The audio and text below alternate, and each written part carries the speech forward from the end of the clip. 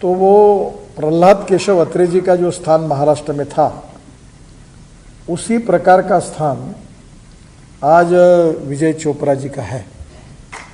और इसलिए कोई परिवार ही ऐसे होते हैं कि जो कुर्बानी के लिए एक के पीछे एक तैयार रहते हैं। महात्मा गांधी जी के आंदोलन के समय लाला जगत नारायण जी, इनके बारे में आप सब लोग जानते हैं कि उनका क्या स्थान था, किस प्रकार के आंदोलन में, स्वाधीनता के आंदोलन में उनका योगदान था। उस परिवार से उनका संबंध है। और पंजाब में जब आतंकवाद चरम सीमा पर था और उनके परिवार के लोग भी, उनकी भी हत्या हुई, और ये तो हिट लिस्ट पर थे। 62 लोग पंजाब केसरी परिवार के आतंकवादियों ने नष्ट कर दिए, उनको एक प्रकार से उनकी हत्या की। उसके बावजूद न डरते हुए हिम्मत के साथ राष्ट्रवाद की और देश को बचाने की और देश को एक और अखंड रखने के लिए संघर्ष करने वाले व्यक्ति के रूप में हम विजय चोपड़ा जी को जानते हैं। ये बहुत कठिन बात है। हमारे परिवार के प्रियजनों की हत्या हो जाती है, पत्रकारों की हत्या हो जाती है। पूरा मैं गया हूँ जालंधर में, और जालंधर में उनके घर में भी गया और उनके अखबार में भी गया था। और जिसमें राष्ट्रभक्ति कैसी है, तो हर साल शहीद हुए लोगों के परिवारों की मदद पंजाब केसरी की ओर से वो करते रहे। एक निर्भीड़, राष्ट्रवादी, राष्ट्र समर्पित, और जिनके परिवारों ने अपने देश की एकता और अखंडता के लिए सर्वस्व बहाल किया है, कीमत चुकाई है, ऐसे परिवार के वो है।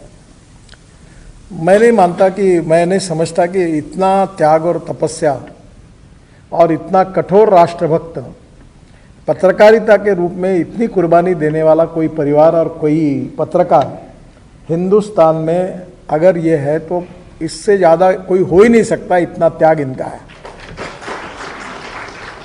और ऐसे लोगों के त्याग के कारण ही देश बचा है। संजय नाहर जी कश्मीर में आतंकवादियों के इसमें जब अनेक घटनाएं हुई, तो कभी पंजाब में, और जिसका उल्लेख उन्होंने विर्क साहब का किया था, वो हमारे महाराष्ट्र के पुलिस अधिकारी थे और आज वो रिटायर्ड है। मुझे काफ़ी बार उनसे मिलने का मौका आता है।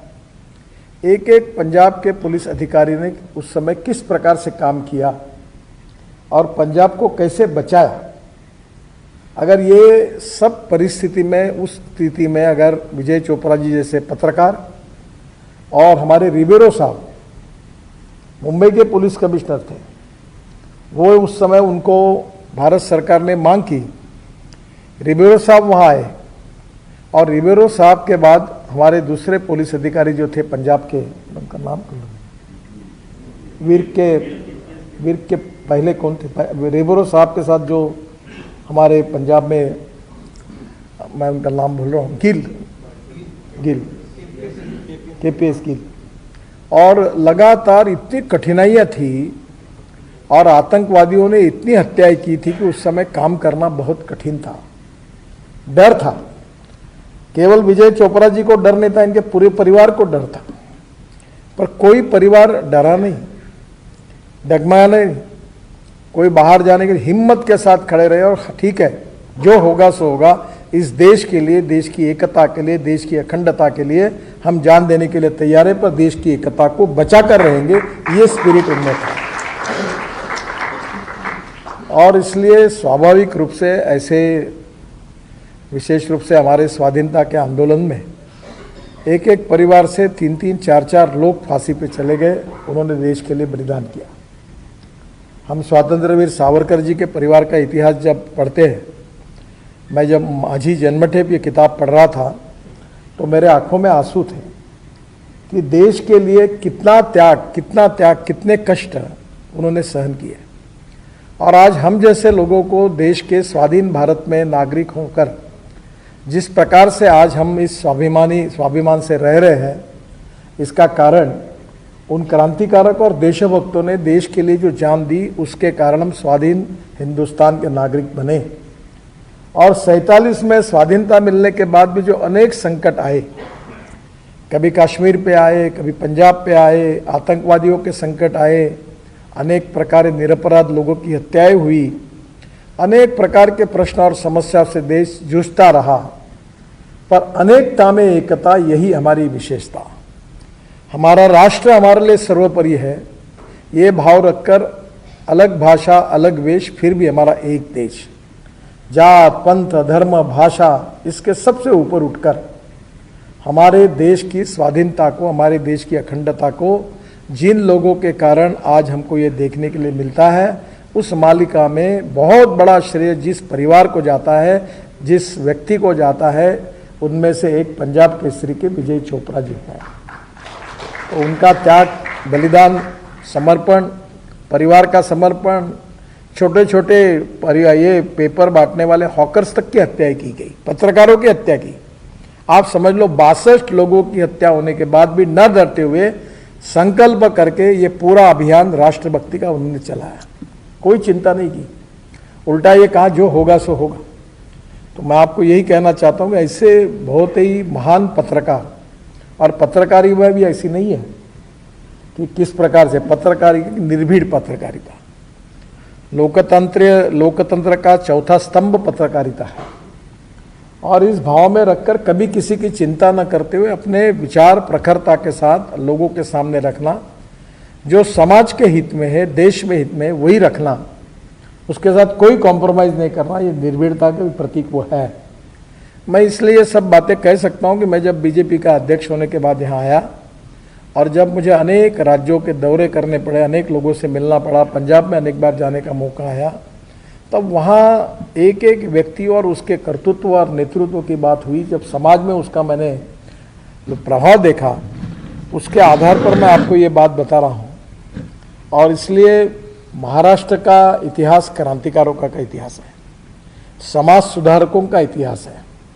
बाबा साहब अम्बेडकर, महात्मा ज्योतिबा फुले, राजर्षि शाहू महाराज, इन्होंने समाज सुधार का एक बहुत बड़ा इतिहास महाराष्ट्र को दिया है। छुआछूत, अस्पृश्यता, जातीयता, इसको समूल नष्ट करने के लिए और सामाजिक और आर्थिक समता प्रस्थापित होनी चाहिए, इसके लिए उन्होंने दिए हुए विचार आज भी हमारे लिए आदर्श हैं। और इसलिए ये महाराष्ट्र की पार्श्वभूमि है कि जब गिरीश भाऊ ने इस प्रकार का ये कॉम्बिनेशन चुना, तब मैंने उनका कहा कि ये वेज में नॉनवेज है, क्योंकि ये मारवाड़ी फाउंडेशन, प्रबोधनकार ठाकरे जी के नाम का पुरस्कार, और उनने ऐसे ऐसे व्यक्तियों को और लोगों को दिया है, क्योंकि मैं इसके बहुत से कार्यक्रमों में लगभग मुझे सम्मिलित होने का मौका मिला है कि जिनने समाज में और देश के लिए अच्छा कार्य किया है, ऐसे बड़े बड़े लोगों को उन्होंने सत्कारित किया। और इसलिए मुझे बहुत खुशी है कि आज विजय चोपड़ा जी का ये उन्होंने इस पुरस्कार के लिए चयन किया है। ये पुरस्कार भी बड़ा है। कभी कभी ऐसा होता है कि कोई पुरस्कार ऐसा होता है कि वो किसी व्यक्ति को मिलता है तो वो व्यक्ति बड़ा होता है। कुछ पुरस्कार ऐसे होते हैं कि वो जब किसी व्यक्ति को मिलता है तो उसके कारण वो पुरस्कार बड़ा होता है।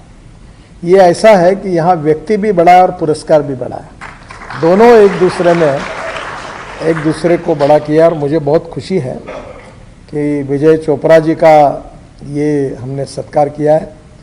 मैं हाथ जोड़कर उनका अभिवादन करता हूँ। 90 साल की उनकी उम्र है। आप सबकी शुभकामना और शुभेच्छाएं उनको निरोगी जीवन दे, स्वस्थ जीवन दे, अभी भी वो लिखते रहे और इसी प्रकार से शतक पूरा करें और हमारा मार्गदर्शन करते रहे। इसी भाव से उनका बहुत बहुत अभिनंदन करता हूं। और फिर से एक बार गिरीश भाऊ को और उनके सहयोगियों को, एक बहुत अच्छे व्यक्ति का चयन उन्होंने इस पुरस्कार के लिए किया है, इसलिए मारवाड़ी फाउंडेशन के सभी पदाधिकारियों को भी बहुत बहुत धन्यवाद देता हूं। धन्यवाद, नमस्कार।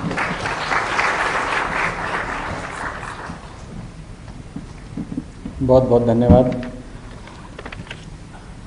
और चोपड़ा साहब के कुछ